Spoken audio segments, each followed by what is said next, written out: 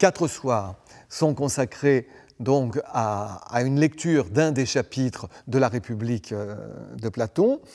Si jamais, et bien évidemment, tout le monde ne peut pas suivre les 4 chapitres, aucune inquiétude, on peut prendre le train en marche et venir quand on veut assister à un des soirs, ou les 4 soirs, mais ça n'est pas grave. D'autant qu'Alain Badiou, à chaque soir, fera le résumé de l'épisode précédent.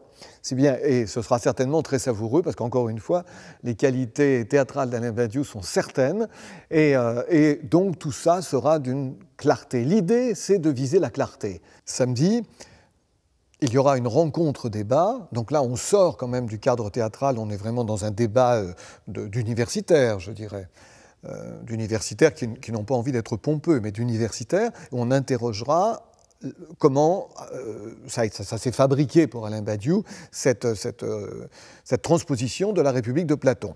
Donc là, ça se passera avec, évidemment, Alain Badiou, et avec Monique Dixot, qui est une universitaire reconnue et qui connaît parfaitement l'œuvre de Platon et particulièrement la République.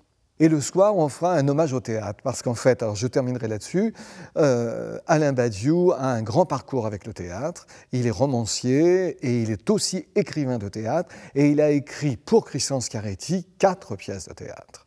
On a même créé un personnage, la rencontre entre Christian Scarretti et Badiou a produit le personnage de Ahmed, et nous souhaitons renouveler, de nouveau mettre au TNP Alain Badiou, puisque nous lui avons commandé, et c'est un peu l'origine aussi de ces journées d'invitation, nous lui avons commandé l'adaptation des Oiseaux d'Aristophane, dont on sait qu'il s'agit d'une comédie, presque une farce, et donc ce que nous montrons en 2015, donc dans le texte d'Alain Badiou, dans une mise en scène de Christian Scarretti.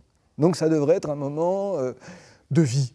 Avant d'être, on ne vient pas assister à un cours de philosophie, on vient partager un grand moment de vie. Rencontrer Alain Badiou, c'est comme rencontrer un grand acteur, c'est quelqu'un qui incarne ses idées. C'est en ça que c'est moins surprenant de le recevoir au théâtre. On peut considérer que le théâtre, c'est une université de plus, libre, ouverte à tous. Alors on parle souvent des sentiments, des émotions, certes, mais derrière les sentiments et les émotions, il y a des idées, et les idées peuvent s'incarner. Donc pour nous, recevoir Alain Badiou, c'est recevoir l'incarnation d'une idée vivante. Alors cette idée vivante, on l'apprend avec son dernier livre, qui est la traduction, et le mot qui est presque une adaptation, de la République de Platon. Donc grand classique de la philosophie, qui est un ouvrage constitué de 10 livres. En quoi c'est intéressant, une nouvelle traduction de la République? C'est toujours intéressant de retraduire, parce qu'il faut se dire que les mots, si les idées restent fortes, les mots changent, ont une vie. Donc il faut constamment retraduire pour redonner à la pensée la vigueur dans son époque. C'est pour ça qu'il faut retraduire perpétuellement toutes les œuvres. Mais Alain Badiou fait beaucoup plus que traduire. Il transpose.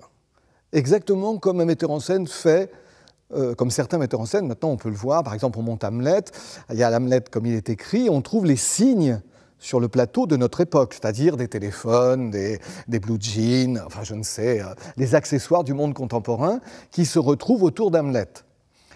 Eh bien au fond, Badiou fait la même chose avec la République de Platon. C'est-à-dire, alors, est-ce que c'est un scandale? Et peut-être là, certains m'entendent, alors, à quoi ça sert? Ça sert à ramener les idées de Platon au plus proche de notre actualité.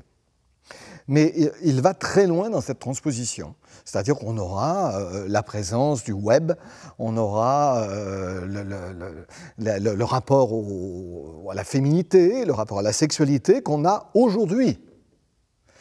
Mais c'est bien les idées de Platon qui sont débattues.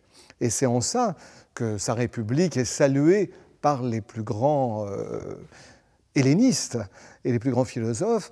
On peut plus ou moins être d'accord, mais on ne peut pas le prendre en faute. Il connaît parfaitement sa République de Platon et son parti pris rend la chose claire et présente.